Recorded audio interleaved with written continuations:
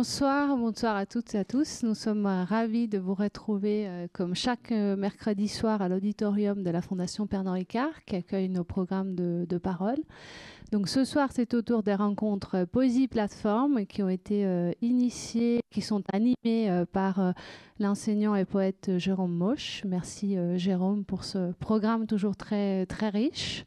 Et donc ces rencontres nous proposent toujours, ces séances de Poésie Plateforme nous proposent toujours des rencontres assez inattendues entre une artiste et des personnalités qui viennent de champs très variés. Et donc ils se retrouvent pour parler de leur pratique, mais aussi pour créer justement, comme je le disais, des moments de rencontre et d'expérimentation. Et ça sera, je pense, le cas aussi ce soir. Donc nous avons le plaisir de recevoir Pierre Cassunoguès, donc philosophe, romancier et enseignant à Paris 8.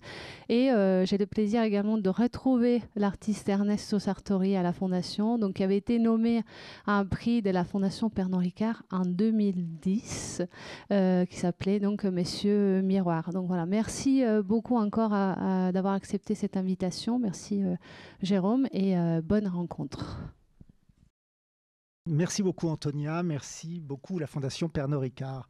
Merci Pierre Cassunoguès et Ernesto Sartori d'avoir accepté cette invitation dans le cadre donc, de ces rencontres dont le principe sous l'emblème de la poésie est de faire des rapprochements entre des œuvres contemporaines venant des arts visuels et parmi les plus stimulantes, intéressantes, et des travaux qui viennent d'un vaste horizon de pratiques, eux aussi étonnants, voire exceptionnels. Et c'est dans ce cadre-là que nous avons le plaisir d'accueillir Pierre Cassunoguès, qui est philosophe, qui est agrégé de mathématiques.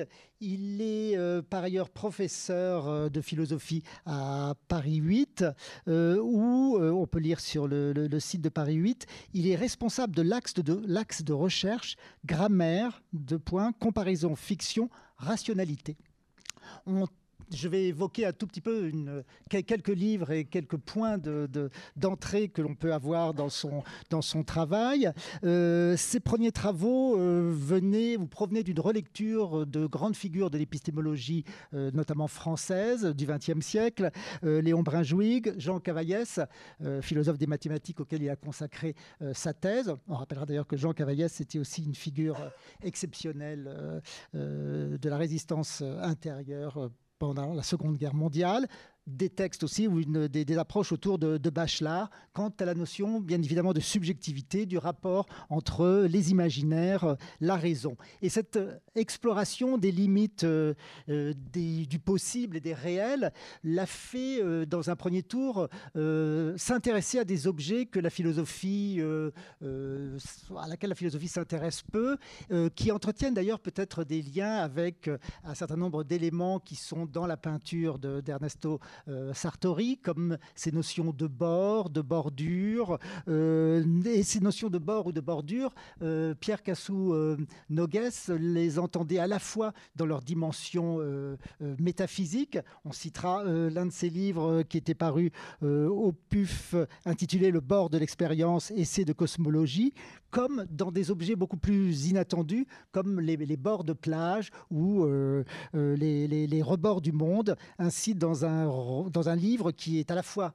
un livre d'écrivain et de réflexion intitulé Métaphysique d'un bord de mer. Puis à partir donc de cette approche, Pierre Cassunoguès a percé autour de la notion de fiction comme support théorique et comme moyen d'entrer en communication, ou du moins en connaissance avec un certain nombre de concepts, là tout particulièrement étudié, à la fois d'ailleurs dans des objets qui sont des objets d'analyse ou conceptuels, mais aussi des formes qui elles-mêmes exploraient des formes romanesques. Je pense à son étonnant roman paru aux éditions MF, L'hiver des Feltram, ce qui l'a conduit donc à poursuivre cette investigation autour de la philosophie et de la fiction notamment dans un livre intitulé Mon zombie et moi, paru aux éditions du Seuil, et qui relie à la fois des concepts philosophiques, mais aussi des expériences venant de la littérature, le plus souvent de la littérature fantastique, Nerval, Maupassant, ou bien de la littérature de science-fiction, notamment de Philippe Cadic. Et cette exploration, il a poursuivi ces formes d'investigation dans des objets beaucoup plus précis liés à un certain nombre de secteurs ou de domaines de la philosophie, comme la logique, là aussi en s'étayant ou en poursuivant une forme très étonnante d'expérimentation, à la fois conceptuelle, mais prenant aussi des dimensions romanesques, que ce soit autour de Gödel ou bien de la cybernétique de Norbert Wiener, dans un livre intitulé sur le coup, je ne sais plus comment, mais oui, voilà, peut-être, oui. Les cauchemars cybernétiques. Ah voilà, les cauchemars cybernétiques, édités par le Seuil il y a quelques années. Et poursuivant donc ces investigations, il a développé aussi un intérêt fort sur ces formes liées aux nouvelles technologies, aux biopolitiques comme aux bioéthiques. On les voit à l'œuvre dans un de ses livres récents, La bienveillance des machines, comment le numérique nous transforme à notre insu, édité par le Seuil en 2022. Autant de livres donc de philosophie qui alternent avec des textes ou des livres qui sont plutôt d'orientation romanesque, ensemble de fragments ou de nouvelles qui constituent là aussi des observatoires mélangeant fiction et texte d'analyse. Notamment par exemple un livre récent intitulé Virusland, édité par le Cerf. Voici quelques aspects de son parcours intellectuel. On signalera aussi son intérêt pour des travaux visuels, notamment les images liées au monde numérique et les images de synthèse l'intéressent tout particulièrement. On citera notamment le film qu'il a co-conçu avec Gwenala Wagon et Stéphane de Goutin, qui est une adaptation du roman de Butler et Eowan. Donc, film intitulé Bienvenue à Eowan. Voilà. De son côté, Ernesto Sartori donc, est italien, né à Vicence, et après des études aux Beaux-Arts de Nantes, développe un travail où la dimension picturale et sculpturale est primordiale, développant un travail d'ailleurs, pourrait-on dire, aux antipodes de ce qui intéresse, pourrait-on dire, ces derniers temps, Pierre Cassounouguès, dont l'intérêt se porte peut-être sur des images de synthèse. Ce sont des images ou des fabrications d'espaces qui sont autant de paysages imaginaires, de géographie, d'étendue, si l'on explore la dimension représentationnelle ou la dimension métaphorique. Mais il y a aussi tout un travail de processus qui a trait à des opérations par moments mathématiques, par moments logiques. Et c'est aussi ce terrain que nous allons explorer avec nos deux hôtes de ce soir.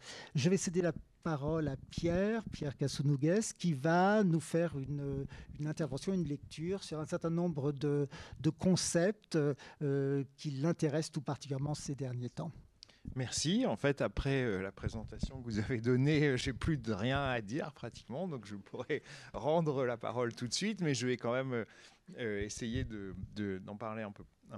Donc, effectivement, pour moi, la philosophie n'est pas réellement une science humaine, mais beaucoup plus proche, à part avec la littérature et les arts, en ce qu'elle est une exploration du possible par la fiction.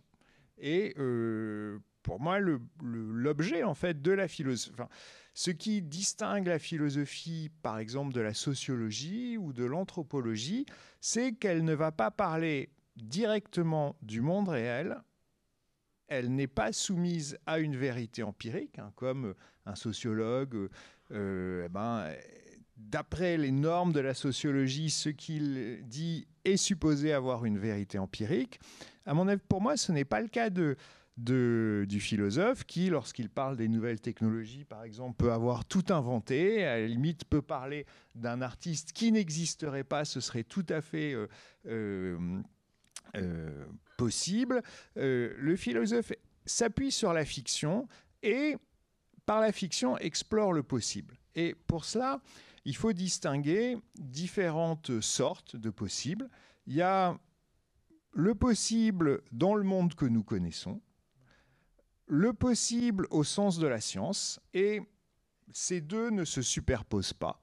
En cela que finalement, est-ce que tout ce qui est possible dans le monde que nous connaissons est également possible au sens de la science? C'est finalement une question auquel le scientifique répondrait positivement, mais c'est finalement une question. Et il est clair qu'il y a un possible au sens de la science qui n'est pas possible dans le monde que nous connaissons. Par exemple, puisque j'ai travaillé donc sur Gödel, Gödel invente des univers dans lesquels le voyage dans le temps est possible. Est possible au sens de la théorie de la relativité générale, mais notre univers n'est pas un de ces univers. Donc, le voyage dans le temps, a priori, n'est pas possible dans notre univers, mais possible au sens de la science. Et puis, il y a ce possible au sens de la fiction qui est au moins plus large que celui de la science et qui englobe aussi bien le possible au sens de la science que le possible au sens du monde que nous connaissons. Et pour moi, l'objet de la philosophie, c'est d'interroger le monde que nous connaissons, le monde réel, au prisme de ce possible plus large et de ces êtres que la fiction rend possible, auxquels la fiction donne corps, qu'elle rend possible, alors même qu'ils ne sont pas possibles dans le monde que nous connaissons. Et voilà, il s'agit de jouer sur ces différentes limites du possible. C'est-à-dire en même temps, pour que la philosophie ait véritablement un domaine et une consistance, il ne faut pas dire que tout est possible dans la fiction. Il faut justement accepter que ce possible de la fiction, il est structuré, il a ses bornes, ses limites avec lesquelles il va s'agir de jouer pour imaginer justement des questions, des choses à moitié possibles, paradoxales. Et c'est en cela qu'on va finalement retomber sur le monde réel et voir ce qui, dans le monde réel, va se révéler le plus essentiel, c'est-à-dire invariable même dans la fiction. Et donc, il faut, pour moi, justement, dans la philosophie, essayer de modifier la teneur, la forme du monde que nous connaissons. Par exemple, essayer de modifier l'expérience sensible, les corps. Quel corps je peux m'imaginer? Quel corps je peux me prêter? Quel serait, par exemple, un corps minimal? Qu'est-ce qu'on pourrait raconter comme histoire dans un corps minimal le plus insubstantiel possible? Ça ne peut pas être rien, puisqu'on accepte qu'il faut raconter cette histoire. L'imaginer et finalement la raconter. Dans un livre de philosophie, il va falloir la raconter. Donc je ne peux pas être rien. Il faut que je sois au moins un souffle, un stylo qui écrit. Il faut qu'il y ait une incarnation minimale, mais finalement, à quoi ressemblerait ce corps minimal? Est-ce que, par exemple, on peut... alors, c'est une question qui m'a beaucoup préoccupé. C'est la question de l'invisible et de l'intangible. La littérature et la philosophie sont marquées par cette idée de l'homme invisible. C'est dans la philosophie, c'est dès le début de la philosophie, avec Platon, il y a le personnage de Gygès, un berger de Lydie, qui découvre une bague, il tourne la bague, il devient invisible et il commet toutes sortes de crimes, en fait, pour avoir le pouvoir. Mais dans la littérature, évidemment, l'homme invisible du cinéma que chacun connaît. Est-ce que donc l'homme invisible, la philosophie et la littérature le rendent possible, alors qu'il est impossible dans le monde que nous connaissons, et c'est même une impossibilité au regard de la science. Mais est-ce qu'on pourrait imaginer de la même façon un personnage intangible, c'est-à-dire qui pourrait toucher sans lui-même être tangible, comme l'homme invisible voit sans lui-même être invisible, sans lui-même pouvoir être vu? Pourquoi est-ce que la littérature, la philosophie ne traduisent pas cet homme invisible dans cette même idée de l'intangibilité. Pourquoi l'intangibilité, elle revêt des formes et des valeurs tout à fait différentes de celles qu'a l'homme invisible. Aussi, est-ce qu'on peut, par exemple, modifier les propriétés de l'espace que nous connaissons? Est-ce qu'on peut s'imaginer vivre dans d'autres espaces? Et il y a des récits, par exemple, aussi bien d'histoires qui se passeraient dans un espace à 4 dimensions plus le temps, ou au contraire dans un espace à 2 dimensions. Est-ce qu'on peut imaginer des espaces aussi qui ne seraient pas euclidiens, qui n'auraient pas les règles de perspective, par exemple, que nous connaissons? Qu'est-ce que ce serait de vivre dans un espace non euclidien? L'espace non euclidien, c'est une possibilité de la science, mais à quoi ça ressemblerait d'y vivre? Donc, transformer les propriétés de notre expérience pour essayer de voir jusqu'où finalement elles peuvent varier, jusqu'où finalement on peut s'imaginer vivre dans une telle expérience avec un corps différent, dans un espace différent, et qu'est-ce qui alors, où sont les limites, et qu'est-ce qui dans notre expérience est alors le plus essentiel, c'est-à-dire qu'est-ce qui ne varierait pas, qu'est-ce qui resterait le même. Et enfin, un autre thème, c'est de reconnaître que ces variations de l'expérience, elles ne sont pas seulement formelles. Il ne s'agit pas seulement de changer les règles, par exemple les règles de l'espace, mais on pourrait parler de variations élémentaires au sens des éléments de Bachelard, ou de variations environnementales au sens où chaque finalement matière, chaque élément, au sens de Bachelard, l'eau, la terre, le feu,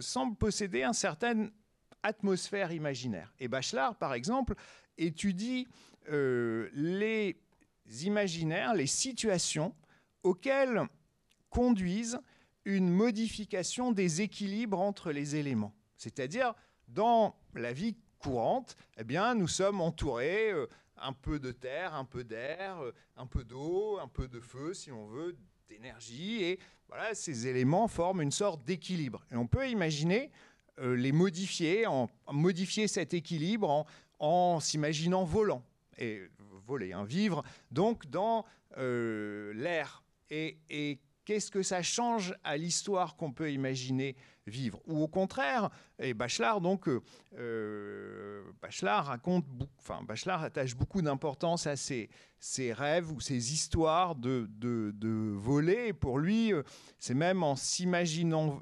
Pour lui, il faut faire des exercices imaginaires en s'imaginant voler pour se guérir du vertige. Il raconte qu'une fois à la cathédrale de Strasbourg, il est pris de vertige et c'est une crise pour lui et il va s'imaginer voler. Inversement, on peut aussi s'imaginer vivre sous terre, dans une grotte, ce qui peut être aussi angoissant.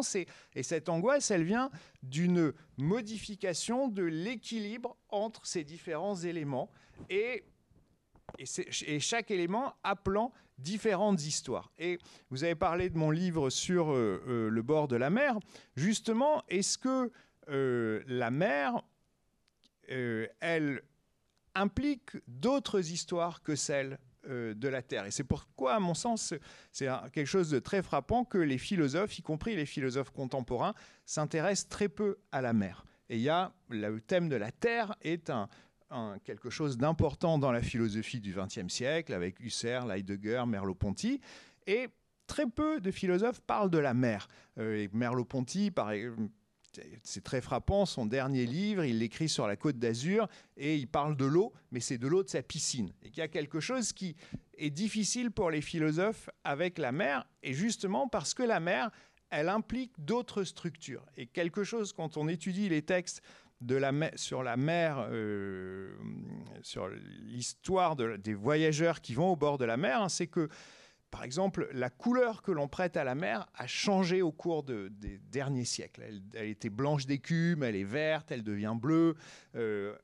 La seule chose que tout le monde prête à la mer, c'est le fait d'être hors du temps, que la mer est comme au premier jour. tous les voyageurs qui arrivent, qui voient la mer, se disent mais c'est la même mer qui a toujours été là, qu'on a toujours vue, et pourtant tous les autres caractères qui lui prêtent changent. C'est que la mer, pour, je pense, des raisons assez profondes, ne se prête pas au même espace-temps que la Terre. Et que sur la mer, justement, ça n'est pas un temps qui s'accumule. Ça n'est pas finalement le temps des récoltes. Les récoltes, elles s'accumulent. Si mes fruits, mes arbres, je les laisse grandir, et ben, chaque année, il faut un peu plus d'écorce, un peu plus de bois. Et si je mets mon grain dans un silo, ben, chaque année, j'en ai un peu plus. Ça s'accumule. Et la mer, c'est une autre forme de temps. Et une des choses qui m'intéresse, c'est justement d'essayer, et peut-être qu'en ce moment, ce qui se passe, c'est,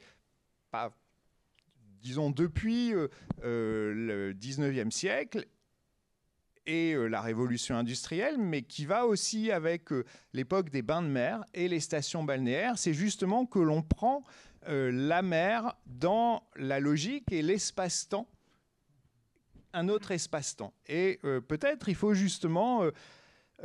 moi, une chose qui m'intéresse, c'est cette idée d'une imagination qui se prêterait à ces différentes matières, ces différents éléments ou ces différents environnements et qui pourrait justement laisser à la mer sa qualité propre sans la recouvrir de ce qui s'accumule et en l'occurrence de déchets en plastique. Voilà, c'était la présentation. Merci beaucoup. Je me tourne vers Ernesto, qui va peut-être nous montrer un certain nombre de ses travaux. Je vais essayer de parler aussi.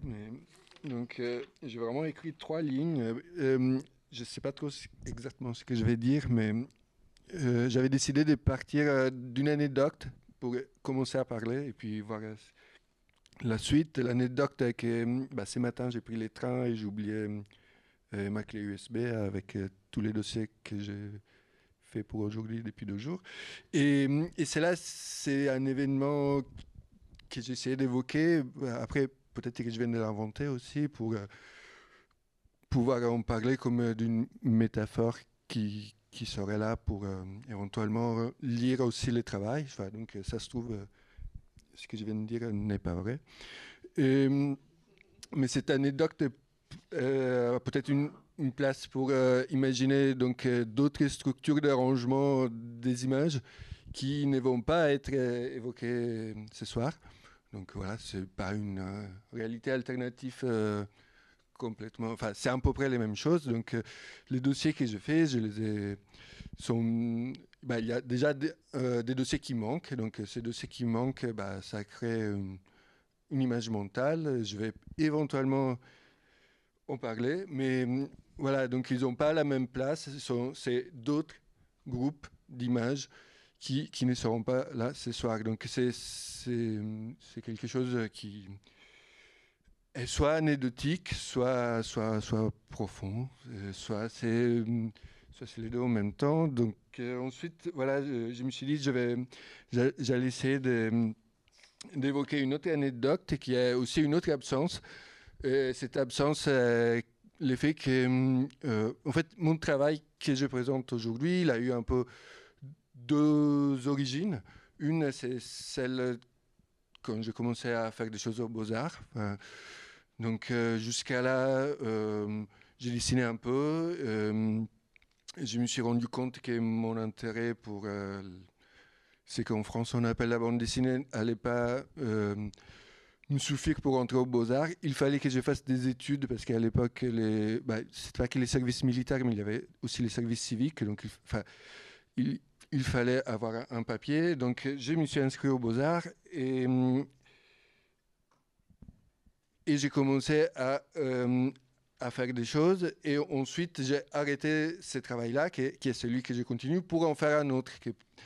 Et cet autre travail est aussi une absence. J'ai essayé dans certains moments de les relier et il y a une vraie impossibilité. Et toutes ces absences, j'utilisais beaucoup ces mots, m'amènent à de temps en temps, j'essaye d'évoquer un moment, une sorte de départ d'une réflexion qui aurait amené au travail que je mène, comme s'il y avait une forme d'unité. Donc voilà, même si on va voir différentes images, il y a c'est la même chose, c'est pas les mêmes espaces, mais ce serait éventuellement des endroits différents d'un même espace. Donc il y aurait cette idée qu'il y aurait une unité.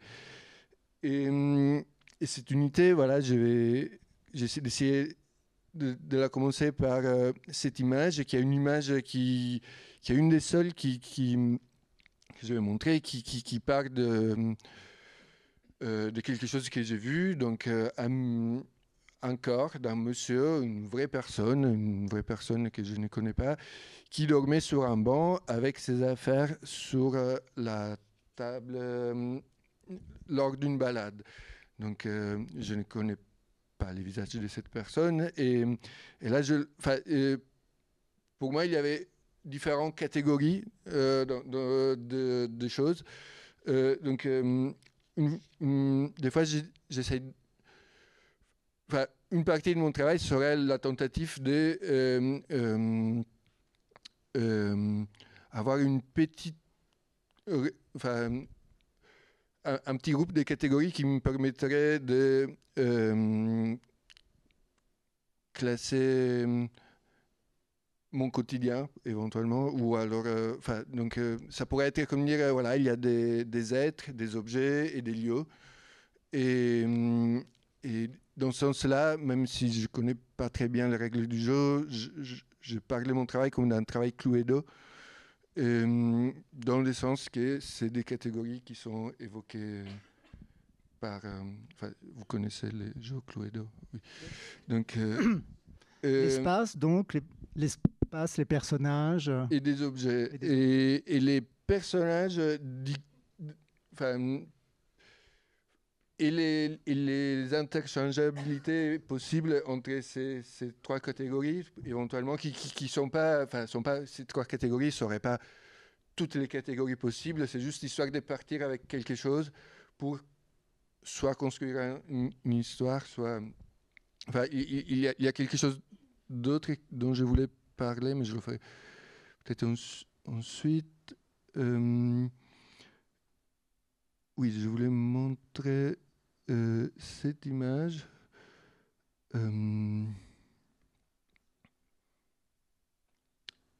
Cette image est une image d'une installation dans un collège.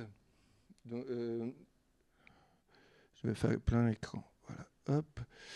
Et cette image a été construite un peu comme des espaces dans des espaces. Donc il y a l'idée d'une surface délimitée. C'est une forme de scène, il y a une forme de frontalité qui ici on voit par la construction de cette image.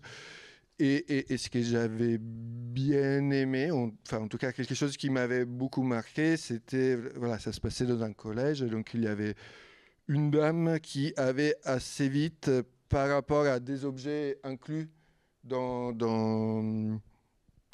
l'installation, on va l'appeler, avait assez vite désigné qu'est-ce qui était quoi et où était la salle à manger, où était... Et elle avait projeté donc par une forme de narration simple des choses que si j'avais voulu le faire, j'aurais peut-être même pas réussi à désigner. Donc elle avait pu créer voilà, une structure sociale relativement simple, donc liée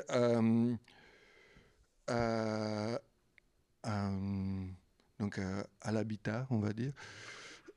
Et, donc, dans ce sens-là, je vais considérer qu'il y a une narration ouverte, qu'il y a des signes qu'on va, à un moment donné, découvrir dedans. Et des fois, il y a même des ambitions, des volontés de parler de quelque chose de spécifique, mais ça reste quand même assez ouvert.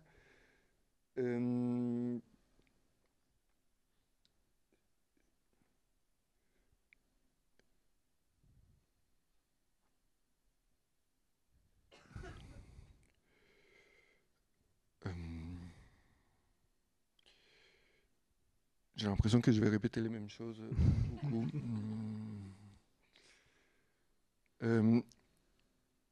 Mais par exemple, ce sont des espaces que tu conçois en les expérimentant directement ou en les dessinant ou en y réfléchissant? J'ai marqué ici 2-3 théories qui sont pas vraiment des théories très originales, mais c'est plutôt des théories à laquelle je crois dans un sens. Il n'y a pas vraiment une volonté, j'y crois pas pour... une volonté, enfin une théorie, ce serait que quand on regarde une image, il y aura un double de nous qui existerait là-dedans pour l'éternité. Et cela n'est pas possible, ne n'est pas le prouver, voilà. Et donc à chaque fois que vous avez été dans un musée et vous avez regardé une image, une copie de vous, il habite pour l'éternité et ensuite, voilà, on peut l'imaginer d'une façon positive ou négative. Voilà, moi personnellement, cette théorie vient spécifiquement du livre Les sorcières de Roald Dahl, dans lequel une petite fille existe dans un tableau, on ne la voit jamais bouger. C'est une peinture d'une ferme dans laquelle à chaque fois, elle reproduit une activité de la ferme, donner à manger aux oies. Donc, dans ce sens-là, j'ai tenté de répondre à ta question, dans le sens où c'est une habitation mentale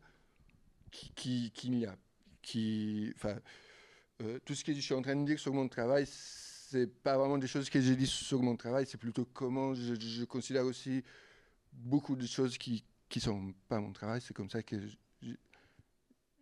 j'ai lu la plupart des productions des autres.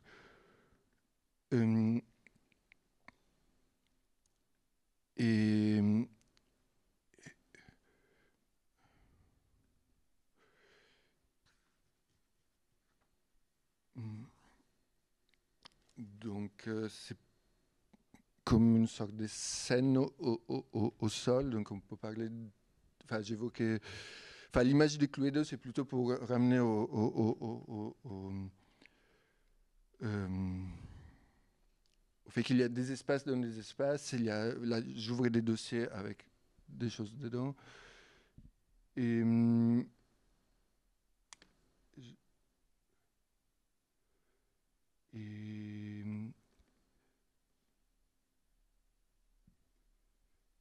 une autre façon de lire tout cet espace, donc, une des premières, comme Cluedo tout à l'heure, une des autres images auxquelles je m'accroche pour parler, plutôt au début de ce travail, était, voilà, j'ai appelé mon travail Super Pangea. Voilà, c'était un peu ridicule. Pardon Pangea, comme les supercontinents, les derniers supercontinents. Et donc c'était plutôt l'idée qu'il y a eu une grande unité à un moment donné, et que comme si tous les espaces étaient un seul espace, indistingué, et à un moment donné il y avait une séparation. Cette séparation, en fait c'était pour évoquer l'effet que ces mêmes lieux, par des découpes, étaient entrecoupés, vous avez compris, et du coup, ce que je montrais, c'était des compositions qui, tous ces étaient les mêmes lieux dans des temps différents, comme si on et que c'était un peu comme quelque chose hors du temps, comme un grand mausolée hors du temps pour l'éternité. Et ce genre d'image, ce genre de rose, pour moi, une sorte de crépuscule qui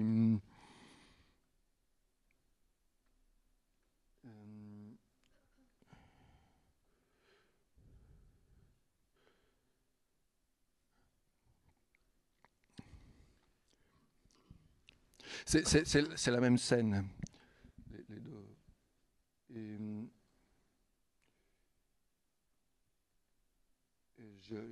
je montre une image pour faire le lien avec les installations de tout à l'heure. Donc, une idée d'une écriture un peu dans laquelle on ne saurait pas vraiment distinguer la fonction aussi des catégories. Mais, et pas pour en finir, mais pour imaginer. Donc, cette énorme surface, cet énorme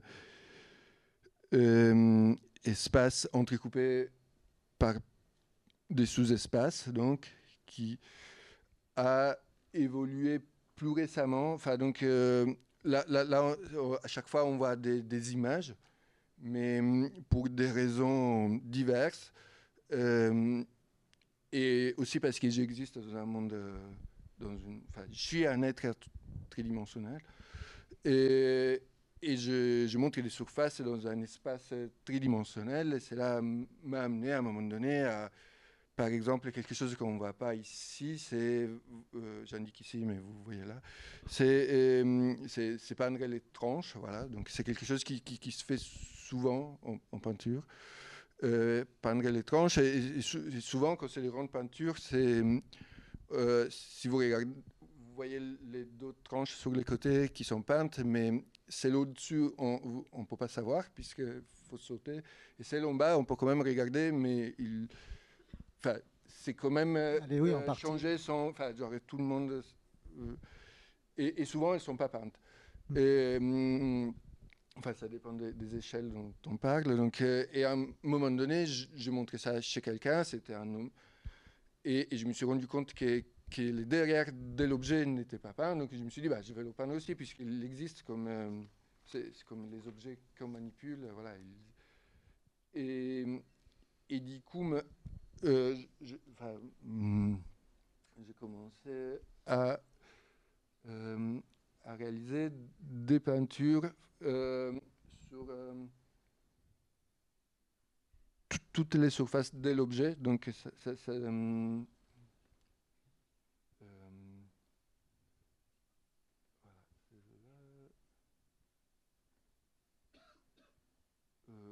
vais en montrer donc, deux.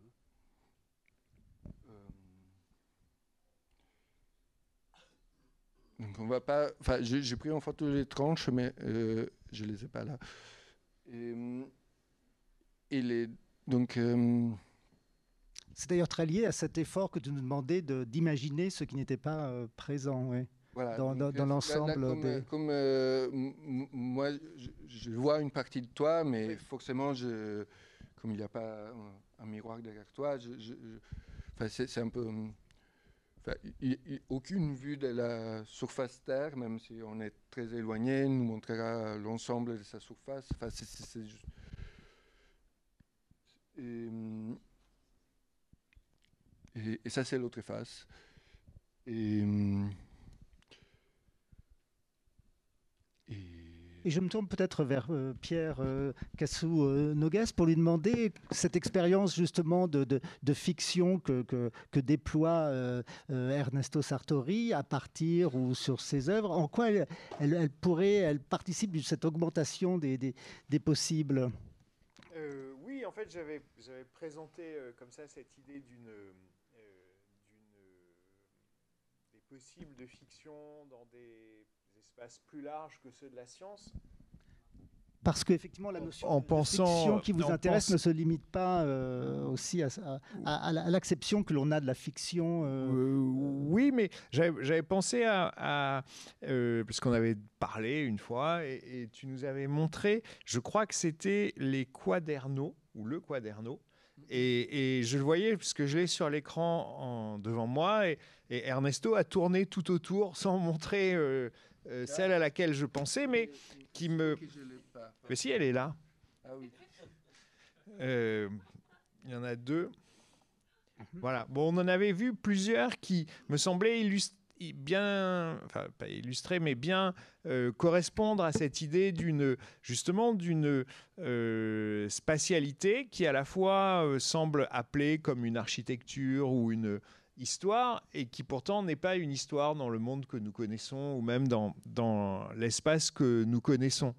Et ensuite, effectivement, dans l'idée de fiction que je défends comme base domaine de la philosophie, il y a les fictions qui sont vraiment des récits littéraires, mais il faut aussi prendre en compte des fictions artistiques, finalement, qui nous livrent quelque chose, et c'est ce qui est mystérieux, qui nous livrent quelque chose comme une histoire qui a le même critère que l'histoire, et je vais y revenir dans un instant, sauf que le langage n'en est qu'un élément.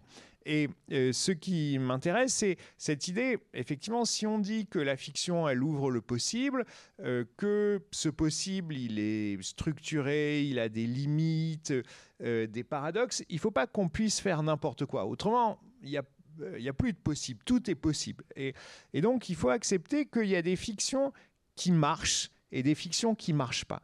Des récits, voilà, on est pris dedans, ou des œuvres, on est aussi pris dedans et il y a quelque chose comme un monde possible qui en est. Et d'autres, ça ne marche pas et il n'y a rien qui en est. Et ce qui m'intéresse, c'est que le critère soit purement immanent. C'est-à-dire, voilà, par exemple, par rapport à ce qu'on appellerait une expérience de pensée. Une expérience de pensée, on définit un système conceptuel et ce système conceptuel, il rend possible quelque chose. Et là, on est dans des fictions, des sortes d'histoires, si l'on veut, mais dans lequel le langage ne peut n'être qu'un élément dans un ensemble, ou même peut n'avoir pratiquement pas de place, en fait. Et ensuite, ce qui m'a frappé dans cette image du Cluedo, c'est non seulement dans ce que tu as montré justement les histoires assez énigmatiques qui semblent se jouer avec une multitude d'indices, par exemple dans l'installation que tu as fait dans un collège, mais aussi comme intervient très souvent dans ton travail cette idée de deux parties dont le lien fait problème. C'est-à-dire dans la première image que tu as montrée, cet homme avec coupé en deux par les deux tableaux, où dans ces objets à deux faces, en même temps, il n'y a pas de véritable solution de continuité entre les deux faces. C'est-à-dire si on prend quelqu'un, quand on tourne autour, les différents aspects sont liés. Alors que là, ils sont visiblement liés. Il y a une espèce de continuité. Alors que là, même si la tranche est peinte, on est quand même d'un côté ou de l'autre. Et cette question du lien entre... on a l'impression qu'il y a souvent cette question de faire le lien entre les deux parties de l'objet, comme finalement, dans le Cluedo, il va s'agir de faire le lien entre l'énoncé et puis monsieur... Madame Violette, qui est la coupable ou non. Je crois qu'il est un colonel Moutard. Voilà.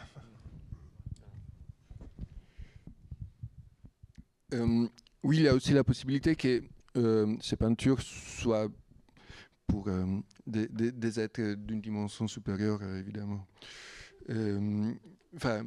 Qui auraient... qui pourraient... Donc, voir plusieurs... c'est une possibilité que nous, on a du regard pour d'autres entités. Vous voyez ce que je... Non. Si vous êtes un être de deux dimensions, sur une feuille, vous voyez... Et vous êtes à l'intérieur d'une ligne fermée, vous voyez juste cette ligne. Nous... on est à l'extérieur de cette surface et on peut voir à l'extérieur de la forme dans laquelle vous êtes. Si je vous voyais en quatrième dimension, je verrais l'intérieur et l'extérieur de la situation. De chaque personne. Dans le roman de Vonnegut, Slaughterhouse 5. Ah oui, j'ai jamais lu. Ouais. C'est vraiment intéressant. Ouais. Il y a des extraterrestres qui sont les Trafalgariens, qui voient toute leur vie d'un seul bloc. C'est-à-dire, ils voient leur vie dans le temps, mais ils la contemplent d'un seul bloc. C'est-à-dire, et donc, les Trafalgariens, quand ils voient quelqu'un ou quand ils voient l'un de vos plateaux à deux faces, l'un des plateaux à deux faces, ils verraient les deux faces en même temps. Oui. Et c'est ça la dimension 4. Dans une dimension 4, on verrait effectivement, si on vivait, d'une certaine façon, on vit dans 4 dimensions, puisqu'il y a la dimension du temps, si on veut, mais on ne s'y déplace pas comme on voudrait. On ne peut pas marcher en arrière, par exemple. Et voilà, il n'y a pas la présence des différents moments de cette dimension en même temps. Mais dans une véritable dimension 4, on verrait effectivement les différentes faces des objets en même temps. Mais d'une part, il peut y avoir les souvenirs et puis aussi les rêves, peut-être, qui peuvent aussi... Oui. Oui, c'est vrai.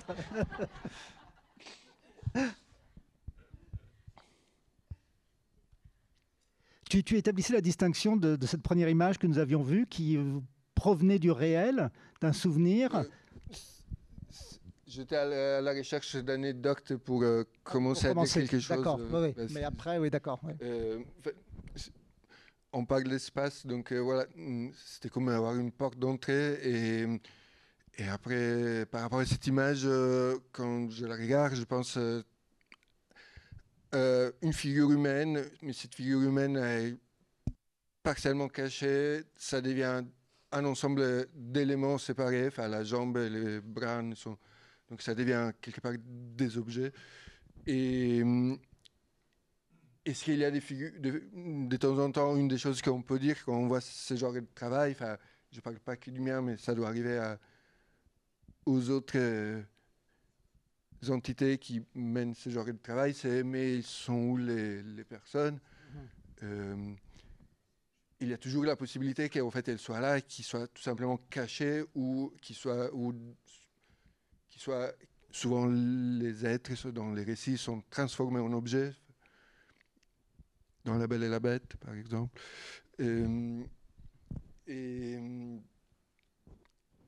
Donc potentiellement, enfin dans des jeux de société, on utilise une chaussure pour parler d'un son pion. Enfin voilà, ça peut être un objet. Non. Dans Monopoly peut-être. D'ailleurs, oui. Donc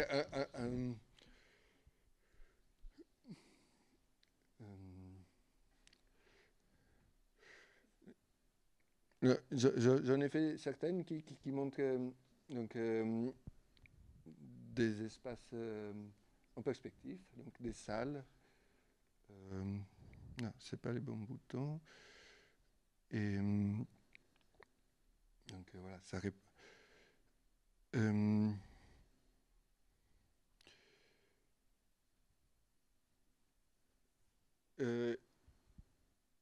voudrais dire quelque chose sur cet escalier qui du coup remplit une fonction. Donc c'est un lieu de communication, des passages.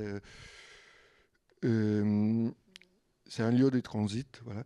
Mais qui en même temps est quasiment occupé par des objets. Donc voilà, il y a un peu cette notion que quand on découpe un espace, c'est lui dans lequel on est. Donc il y a des lieux de différentes fonctions qui sont mis en place. Il y a des lieux qu'il faut laisser libres pour qu'on puisse s'y déplacer, des lieux qui sont occupés par nous et des lieux qui sont occupés par des objets, les objets qui nous accompagnent. Et voilà, c'était un peu pour revenir aux catégories de tout à l'heure. Mais on ne peut pas occuper tout à fait la même place qu'un objet. Donc il y a si ici il y a une lampe, tu ne peux, enfin, du coup la chaise est occupée.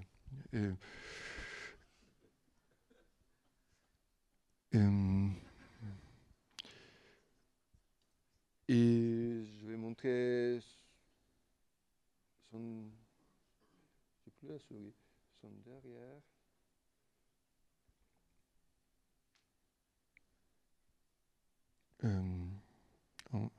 Est-ce qu'on voit quelque chose? Oui.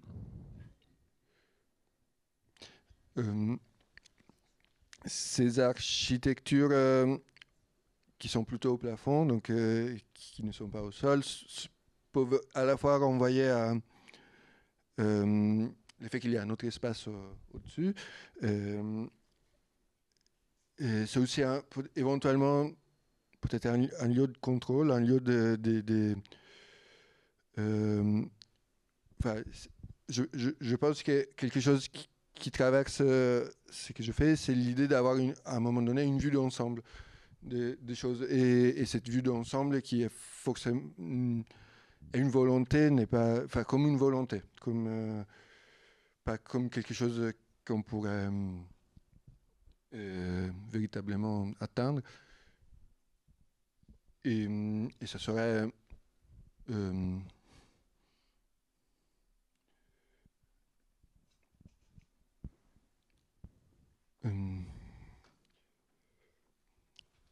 j'ai pas fini ma phrase. Mais ça ne fait rien. Tu es venu aussi avec une œuvre. Oui. Qu'est-ce qui distingue finalement l'image de la matérialité d'un tableau? Est-ce qu'on pourrait se satisfaire simplement de regarder ces représentations? Et pourquoi tu es venu d'ailleurs avec ce tableau? Parce que je pouvais le porter. Voilà. Oui. Donc, ça représente une taille qui est intéressante. C'est un peu une limite. C'était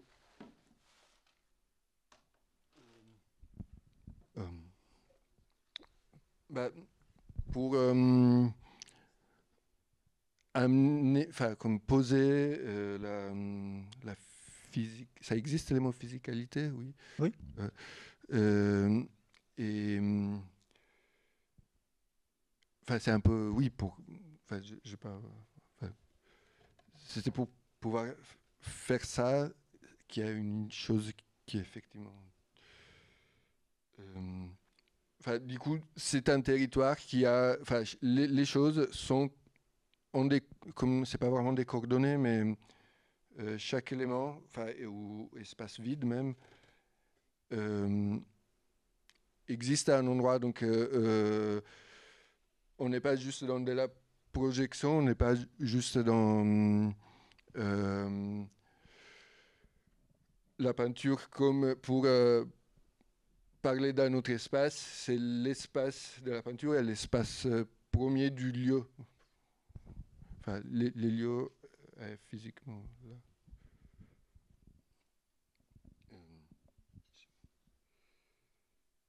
Et enfin, si quelqu'un veut le voir après. Si je peux dire un Oui, mot. bien sûr, je vous en prie. Une chose justement qu'on voit pas sur les images, mais qu'on voit sur l'objet, oui. c'est que effectivement, les deux faces sont liées par le côté. C'est-à-dire que les formes de l'une des faces se prolongent sur la tranche et sur l'autre côté, ce qui n'apparaît pas du tout sur les images. Ou sur les images, on voit deux plans, oui. Deux plans qui, par exemple, dans la salle tout à l'heure, deux plans qui ne semblent pas se correspondre. L'escalier qui va quelque part, il est plus sur l'autre côté. Et là, les faces, elles communiquent par la tranche. Et du coup, ça fait penser à cette idée que notre espace, finalement, on se dit, mais alors, parce que ça veut dire aussi que on devrait d'une certaine façon tourner autour, enfin que les deux faces, elles communiquent de quatre façons différentes. Au moins, finalement, oui. Et quand on fait le tour, on revient au début. et il y a cette... voilà, on vit dans un espace où on pourrait se demander finalement, est-ce que tu pourrais pas les peindre sur une boule et il y a cette non mais cette espèce de dichotomie, hein, le fait que la boule, elle lie tout et sans faire des faces, mais d'un autre côté, elle déforme. Et les faces, eh ben, elles ne déforment pas, mais elles ont des angles, elles ont des arêtes. Et voilà, c'est une idée qui est aussi justement liée à l'invisibilité, à savoir que l'invisibilité, justement, si dans le monde que nous connaissons, il n'y a pas d'invisibilité parfaite, si le verre n'est jamais totalement invisible, c'est justement à cause de ça. C'est-à-dire qu'une vitre, elle peut être parfaitement invisible quand elle est enchâssée dans un cadre. Mais elle a des arêtes et on la voit. Alors, si on élimine les arêtes, eh ben, c'est une boule et elle se déforme. Et c'est ce qui fait que... voilà, et c'est quelque chose justement que l'on peut dépasser par l'imagination. Par exemple, l'homme invisible est justement totalement invisible. On peut imaginer des transparences absolues, des objets qui sont absolument transparents, qui ont une solidité, mais pourtant qui sont absolument transparents, alors qu'on peut les imaginer, mais ils n'existent jamais dans le monde que nous connaissons, puisque on a soit la boule qui déforme, soit les faces qui ont des arêtes. Et d'une certaine façon, il y a un problème un peu comparable, à savoir que la boule qui lierait l'ensemble sans arêtes déformerait chacune des architectures. Je suis d'accord, oui. Mais... Et alors matériellement, une œuvre comme ça, comment elle se présente? Comment on la présente? Est-ce qu'on l'a... L'essentiel, c'est de la manipuler, alors C'est quelque chose qui va éventuellement évoluer. Donc, je fais une proposition.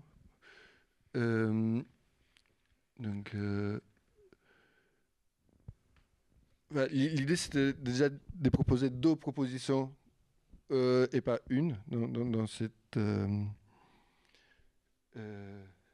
Ça, c'est ce que tu présentais récemment à Bologne, c'est ça? Oui. À l'Arte Fiera, au stand de Marcel Alix. Déjà, donc, c'est pas juste l'effet de pouvoir tout voir, c'est aussi est-ce que c'est quelque chose à voir frontalement ou est-ce que c'est quelque chose à voir horizontalement? Enfin, comment ça occupe notre espace? Est-ce que c'est avoir comme une... Enfin, je pense qu'il y a d'autres objets qu'on connaît qui posent ces questions, comme le fait que quand on voit une carte, elle est montrée au mur. Et par exemple, voilà, il y a des reliefs et on va faire venir quand même la lumière d'au-dessus. Du coup, si vous voyez les Alpes, c'est comme si c'était la face sud des Alpes qui est dans l'ombre, et alors que dans la réalité, cela ne se passe pas. Donc, on projette notre physicité dans une... Et donc là, en les présentant à la fois certaines à l'horizontale et certaines à la verticale, j'ai tenté de répondre à ça. Ces peintures étaient écartées du mur, mais...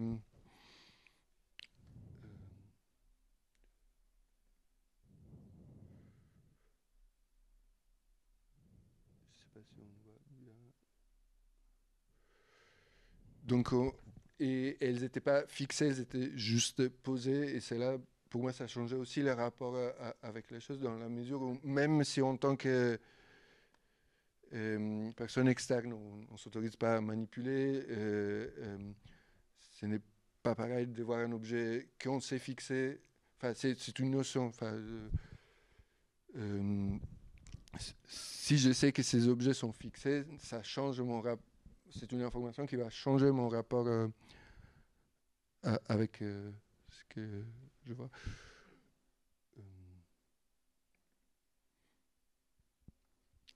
C'est une vue de côté, mais je n'en trouve pas. Un certain nombre de tes travaux sont liés à des processus de réflexion d'ordre mathématique aussi.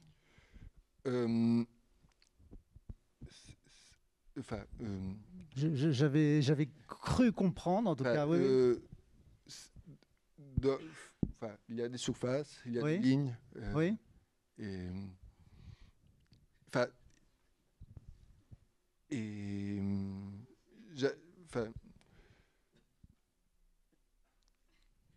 Mais je produis. C'est plutôt quelque chose que je regarde, mais éventuellement, ponctuellement, on peut prendre un pour parler de l'autre, mais comme on peut parler de plein de choses, ce n'est pas un regard sur les mathématiques. D'accord. Et alors, est-ce que ce sont des exercices aussi peut-être de modélisation pour proposer d'autres modes d'expérimentation, d'espace, on aura compris, d'étendue, et qui ont aussi peut-être une dimension aussi... dans les champs de l'art, on regarde les autres catégories qui sont l'architecture, le design,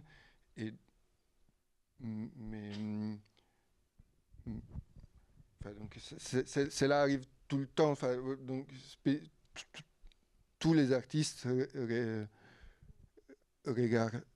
Mais par-delà la dimension géométrique, il y a quand même aussi quelque chose qui serait peut-être de l'ordre du social ou du politique, qui projette ou qui essaye de proposer quelque chose d'utopique ou d'alternatif.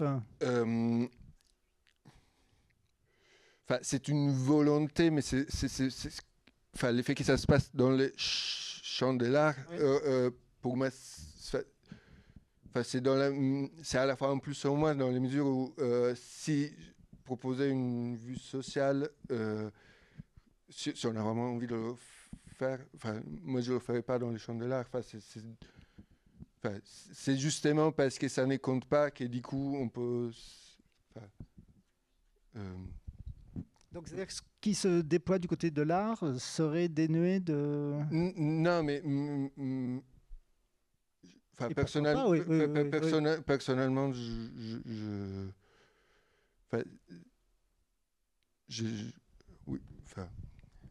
donne pas de poids. Non, mais c'est pas vraiment ça que je voulais dire. Oui. Mais je vois ça comme une intention. À titre individuel, je m'arrête à ça. Désolé, c'est pas très courageux. Mais...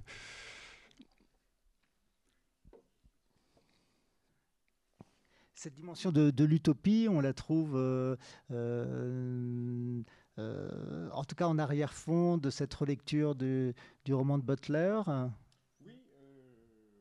Alors, est-ce qu'elle arrive dans votre assez récemment, on va dire, dans votre parcours réflexif et philosophique? À savoir que, effectivement, donc moi aussi, je suis dans l'idée que la philosophie, comme les arts, passe par la fiction, et c'est uniquement par la fiction, et donc par quelque chose qui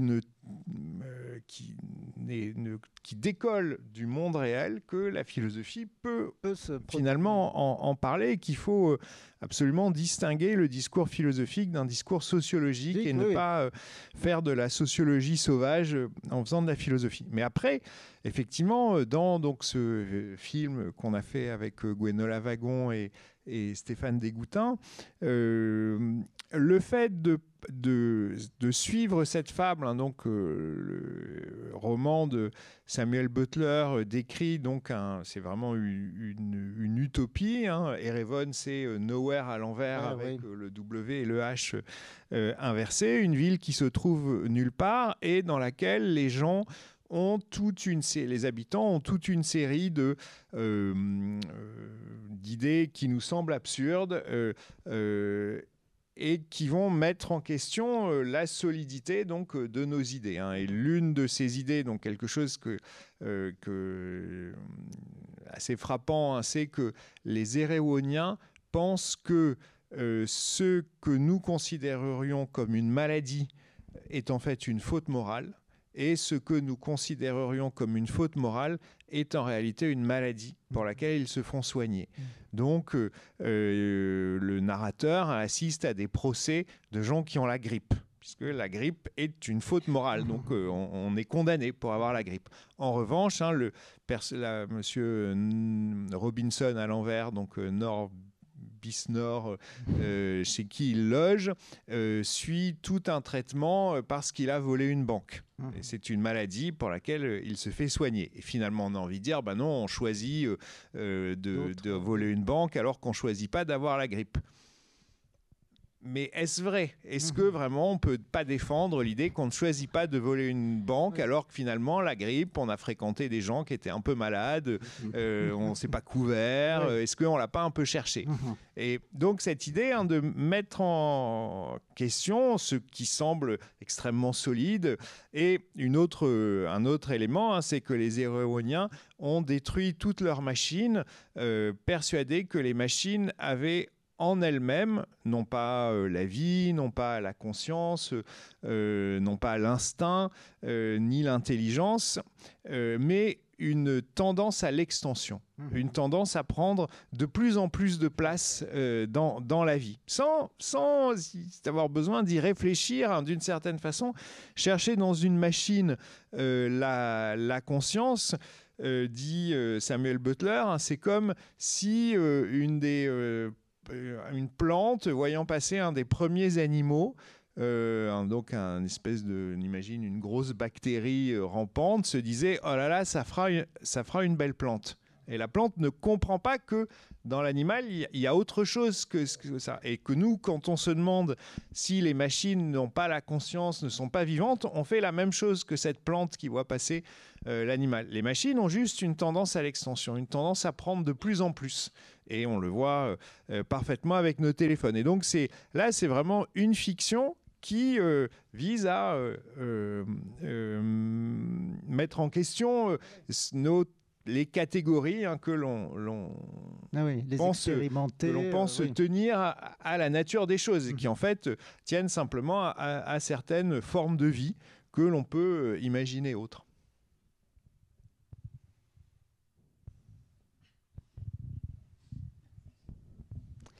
Et ces emplacements et ces dispositifs, ils sont aussi au cours du temps variables? Ils bougent, ils changent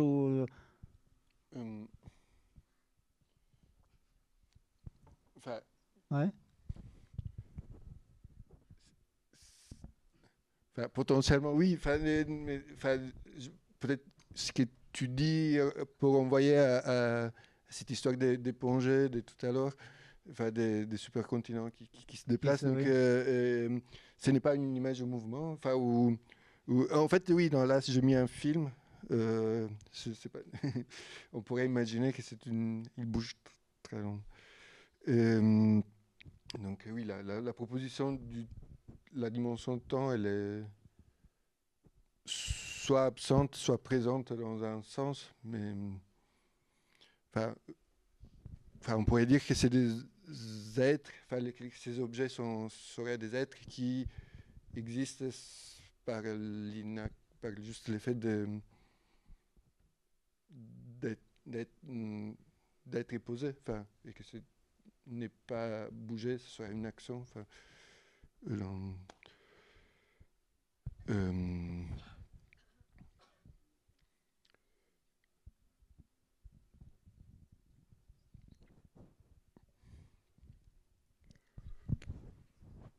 Pierre Cassoun-Noguès, vous travaillez à cette idée, à ce concept des machines à coexister.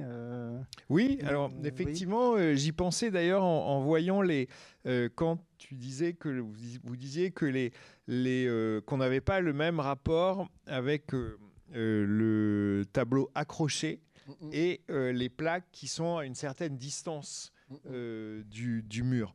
Et effectivement, l'idée que voilà, l'idée, ce qui m'intéresse, donc on a effectivement parlé de cette idée de machine à coexister. Qui est un objet qui vous intéresse. Voilà, ce qui m'intéresse, c'est l'idée que, en fait, l'idée, c'est que de considérer, ça vient je le présente mal, mais ça vient de l'idée des vêtements. Oui. Hein, et l'idée que, c'est un livre que je prépare donc sur les vêtements, et l'idée de les plus grandes conceptions du vêtement font du vêtement un média, c'est-à-dire un moyen de communication. Par mes vêtements, je dirais toute une série de choses. Et c'est oublier deux choses. C'est oublier d'une part que on s'habille, si je mets un imperméable, c'est pas seulement pour avoir l'air bourgeois, c'est aussi parce qu'il pleut, et que les vêtements me mettent en relation avec un univers non humain. Hein. Je veux dire que je suis bourgeois, mais je le fais aussi parce qu'il pleut, et que d'autre part, mon vêtement, non seulement il me met en communication avec les gens qui le voient, avec la pluie qui me tombe dessus, mais il me met aussi en communication avec les ouvriers, sans doute au Bangladesh, qui l'ont fabriqué, oui. Et aussi avec les océans dans lesquels les plastiques qui le recouvrent vont finir. Et que donc, le vêtement, c'est au fond une machine à coexister, et une machine à coexister avec un environnement humain et non humain, un environnement très proche, mais aussi un environnement très lointain.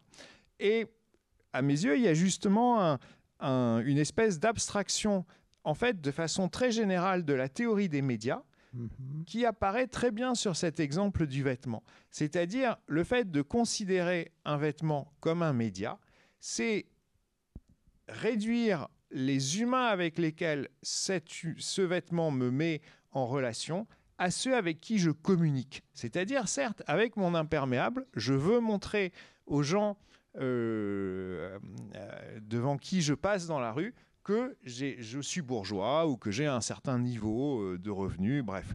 Mais justement, c'est oublier que cet imperméable, il suppose une multitude de relations, que par mes vêtements ou par en fait n'importe quel objet, je suis en relation à plus d'humains qu'avec ceux avec qui je communique. Et dans la théorie des médias, les théories de la communication, le fait de voir tous les objets comme des médias, c'est réduire les relations à celles de la communication. Et justement que les objets, ils impliquent beaucoup plus de relations que celle de la communication. Et on pourrait, d'une certaine façon, on pourrait voir ces, je ne sais pas comment vous les appelez, ces plaques ou ces objets à deux faces, hein, comme on peut voir n'importe quel objet comme une certaine machine à communiquer, une certaine façon, pardon, justement pas machine à communiquer, machine à coexister, c'est-à-dire une certaine façon d'organiser une coexistence au-delà de la communication. C'est-à-dire que, voilà, justement, le tableau, il communique par une face. C'est-à-dire qu'il y a une face, il s'adresse à quelqu'un qui est placé devant. Mais il suppose une coexistence qui est plus large que cette communication, parce qu'il suppose, par exemple, un mur sur lequel il est accroché. Donc, justement, le tableau, c'est un bon exemple que justement, dans cette machine, que justement, le réduire à sa seule face apparente, c'est le réduire à une machine à communiquer, alors que c'est en réalité, comme tout autre objet, une machine à coexister qui a une autre face et implique tout un réseau de coexistence. Et donc, l'idée, c'est que au moment de la crise environnementale, ces relations de coexistence qui ne sont pas de communication sont importantes. Et ça fonctionnerait moins par rapport à des œuvres de ce type ? D'une certaine façon, c'est aussi Là aussi, l'idée de la machine, d'une machine à coexister. Hein, j'emploie machine à coexister comme Le Corbusier parlait du logement comme une machine à habiter. Mais donc le vêtement serait pas une machine à habiter, mais une machine à coexister. Mais finalement, tout objet est une machine à coexister. Un vélo, c'est une machine à coexister parce que le vélo, il y a aussi une question. On peut dire aussi que le vélo est un média. Hein. Je dis quelque chose avec mon vélo, mais le vélo implique tout un réseau de coexistence. Il faut des routes en bitume, il faut quelqu'un qui l'a fabriqué, sans doute aussi loin, que d'ailleurs les pignons sont fabriqués en Chine, mais le cadre, etc. Il y a tout un réseau de coexistence. Et donc, là aussi, finalement, dans ces dispositifs, hein, on peut y voir des formes de coexistence qui mettent en scène dans une histoire toute une série d'objets qui appartiennent à notre univers quotidien, mais les font coexister dans une autre forme. Dans d'autres, oui. Si quelqu'un a Photoshop, parce que j'ai plus Photoshop sur mon nouvel ordi et c'est super galère. Vous auriez, oui. Donc, si vous avez des astuces. Puisque nous tournons aussi vers la salle, peut-être y a-t-il aussi des questions ou peut-être un micro.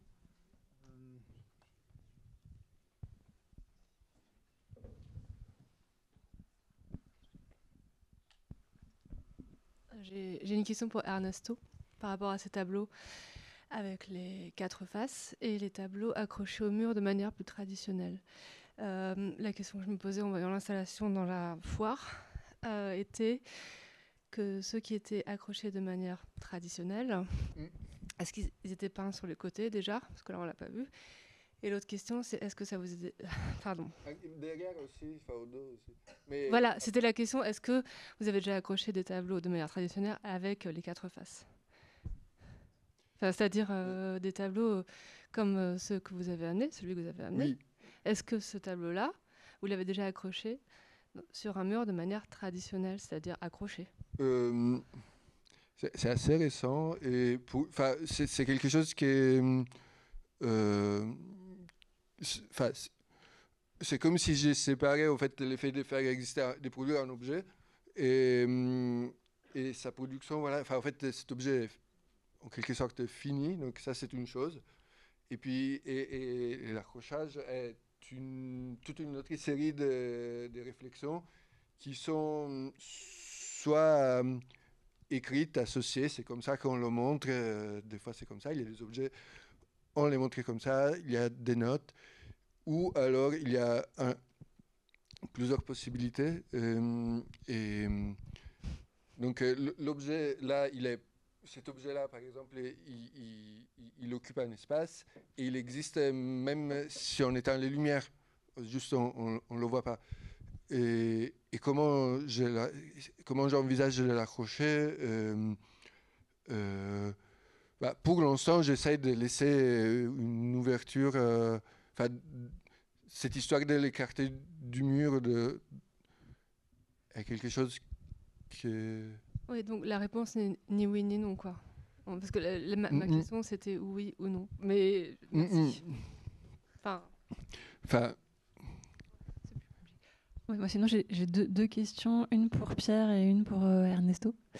Par rapport à vos tableaux et vos sculptures aussi, moi, je pensais à Yona Friedman, que vous connaissez peut-être, notamment par rapport à ces villes en suspens où il laisse le sol libre pour construire une sorte de ville aérienne. Et je pensais à ça parce que dans quelques-uns de vos tableaux, on a l'impression aussi d'un espace qui se déploie à l'infini.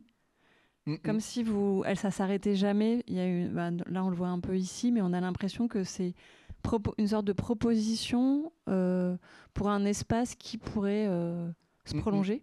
C'est un peu comme ça que je me suis posé cette question, si c'était cette question. C'est pas une question, mais si c'était infini ou pas.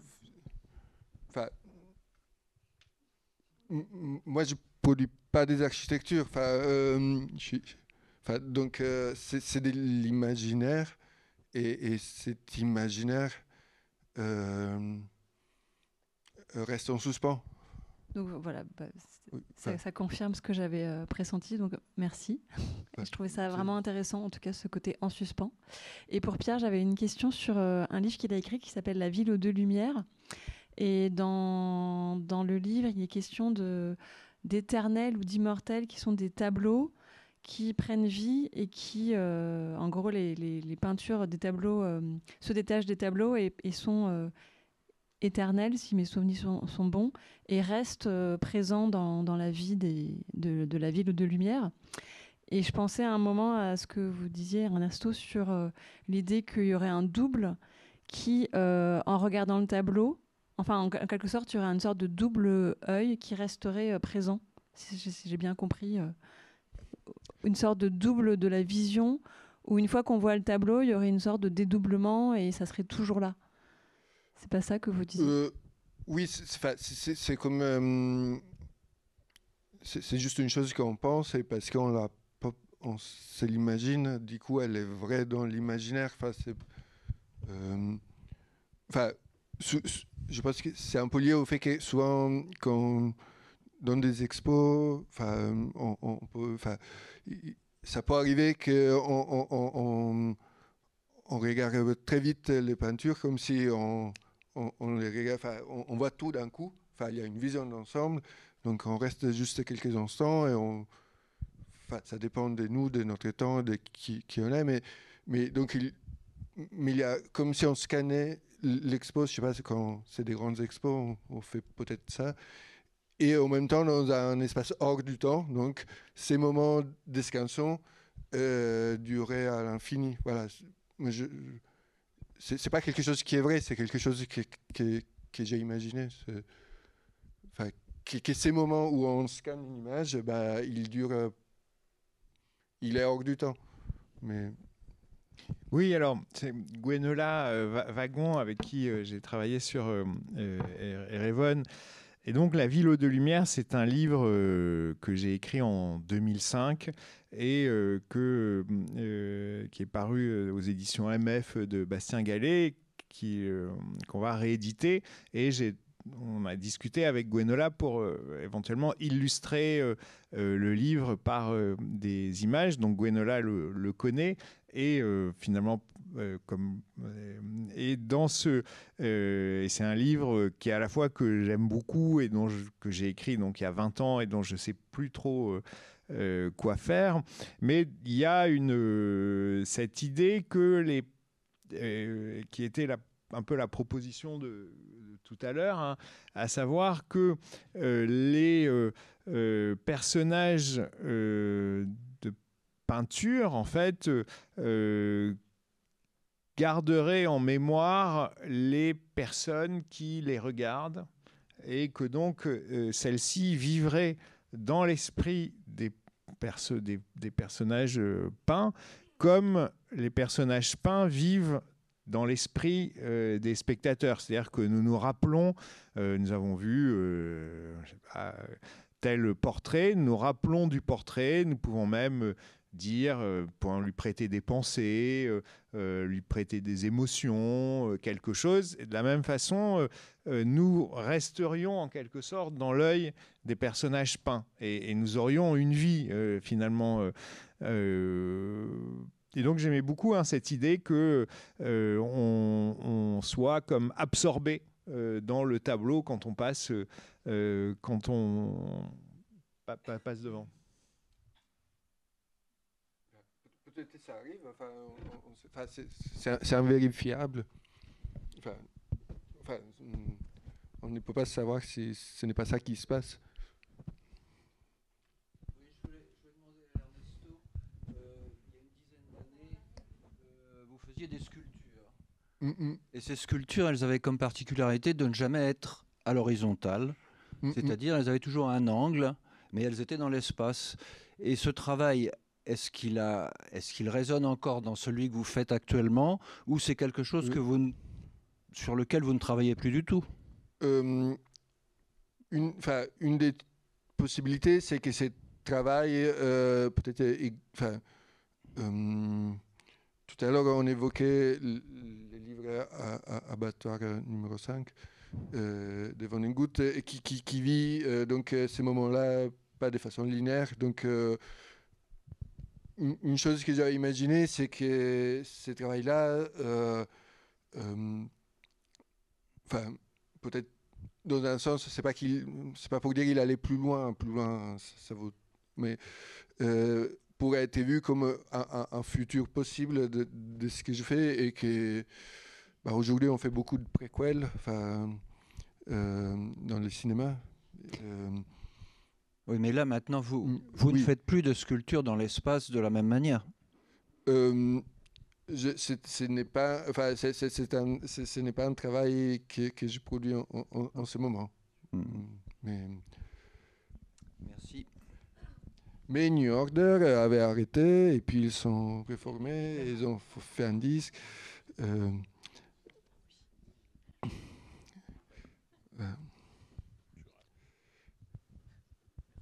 Si quelqu'un veut le continuer, par contre,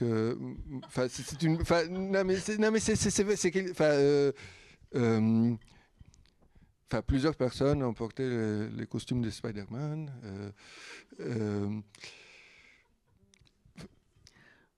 Oui, alors moi c'est plutôt à Pierre Cassou-Naguez que je voudrais poser une question.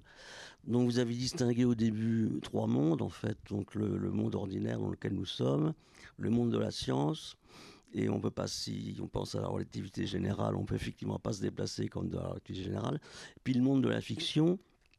Alors vous mettez fiction et philo ensemble, j'ai un peu de mal, enfin, on va pas débattre de ça. Et alors entre parenthèses, je sais pas, mais ça a été dit par Nelson Goodman de la manière de faire des mondes. Il fait les 3 mêmes distinctions. Je ne sais pas si vous connaissez. Enfin, c'est une parenthèse que je fais. Bon, bref. Bon. Mais alors après, vous avez donc parlé de l'élargissement des possibles, et surtout pour la fiction, parce que dans le réel, c'est un peu compliqué. Enfin, je ne sais pas comment ça peut se passer, mais effectivement, la fiction a une de ses raisons, c'est d'élargir le possible. Et tous les exemples que vous avez donnés sont soit de la littérature fantastique, soit de la science-fiction. Alors, est-ce que ça voudrait dire, et ça voudrait dire ce que je pense, est-ce que la fiction réaliste, celle qui prétend coller au réel, à supposer que ce soit possible, est-ce que cette fiction n'élargit pas les possibles ? Non, je voulais certainement pas dire ça. Et non, je voulais certainement pas dire ça. Après,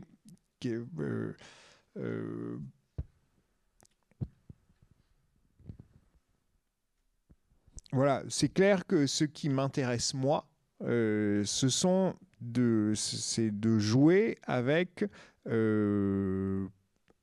un élargissement, un élargissement du possible, d'introduire effectivement dans une parodie de science-fiction, d'introduire des éléments impossibles pour faire naître des situations que je ne pourrais pas rencontrer. Donc dans les technofictions, par exemple, je donne à Marcel et Albertine un lecteur d'émotions ou un lecteur de cerveau. C'est un petit appareil où lorsque Marcel est jaloux d'Albertine, et il a un appareil qui lui montre, dont il serait convaincu qu'il lui montre les pensées d'Albertine. Et Albertine a le même appareil qu'elle peut d'ailleurs aussi diriger sur elle pour vérifier quelles sont ses pensées quand elle entre voir Marcel. Et donc, dans cette situation, effectivement, Marcel peut toujours être jaloux parce que Albertine a vérifié ses pensées avant d'entrer dans la pièce, mais ce n'est pas la même sorte de jalousie. Et donc, ce qui m'intéresse, c'est dans ces situations qu'on ne rencontrerait pas dans la vie. Mais je n'ai aucun... Et puis, je veux bien souligner que je prends ces fictions, je les manipule. Je ne dis pas du tout que... je dis que c'est le domaine de la philosophie. Je ne dis pas du tout, par exemple, que la littérature aurait pour but de produire de telles fictions. Qu'il y a toute une littérature qui fait autre chose. Donc je ne dis rien du tout sur la littérature. Je dis juste que je défends l'idée qu'il y a dans les fictions la possibilité d'interroger le possible dans une certaine perspective qui n'est pas celle de la science. Et ce qui m'intéresse, c'est ce possible, les paradoxes qui y naissent. Mais je ne dis rien de la littérature, de ce que fait la littérature, quelle serait, si même elle a un but, ses buts, voilà. Je joue en fait avec un certain nombre de fictions. Ça, j'avais bien compris. J'en avais induit un énoncé, mais qui ne voulait pas tenir. Et vous vous êtes donné une très grande liberté pour dépasser justement, ou pour plonger dans la métaphysique, auquel vous donnez des formes, des couleurs, de la vie. J'ai pas entendu le début. D'une certaine façon, on pourrait dire que vous avez plongé dans la métaphysique, c'est-à-dire vous avez été au-delà de l'interdiction de Kant de penser, au-delà de ce qui est du sensible et de ce qui est vérifiable. Vous, très allègrement, finalement, vous avez ouvert la philosophie à une métaphysique.